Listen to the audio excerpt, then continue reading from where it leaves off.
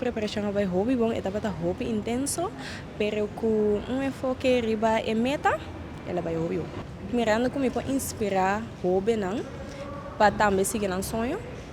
Então, o impacto que tem riba minha vida personal também tá, mirando como mês, estava de uma temporada como estava hobby inseguro de mim mesmo, não estava tá Kiko me quer eigenlijk lograr in vida. Então mirando yan, me estava comprando minhas roupas com social media, etc. Essa é a pone que me vira roupa inseguro de mim mesmo. Pero door die sali voor je inseguridade aqui, me que inspira roupa não também passa. E mesmo coisa porque de la mes, para delante espelho, visa o mês bota bonita, bota único e bota worth it.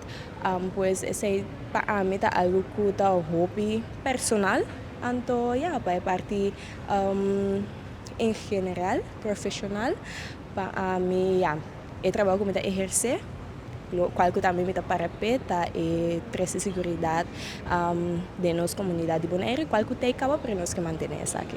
Lo que a mim que trazer mais adiante da história de Bonaire, nossa cultura, então é parte do meu projeto também vez mais, qual que tá pone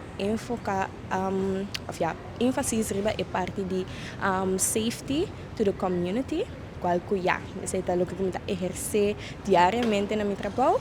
Então, essa é eigenlijk o que eu amo também trazer adiante para generar também saco aí, Bonaire isla é chiquito, é safe, então nós que manter ele safe e nós que conscientizar hobby não com para que da fora de problema com justiça, então cá na riba caminho da bom. Dado nós nhapa Queen of Slavery. Dus nós trabalha hobby de direção de história de Bonaire, qual que maneira ênfase como está põe vez mais da riba nos história de esclavitud, diaspora, etc. E diversidade que Bonaire tem aqui na e esse é eigenlijk o que eu trago para trás de lado.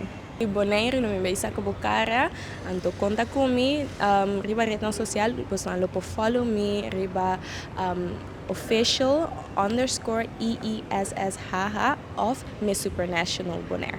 E fecha de show final tá dia 31 de julho.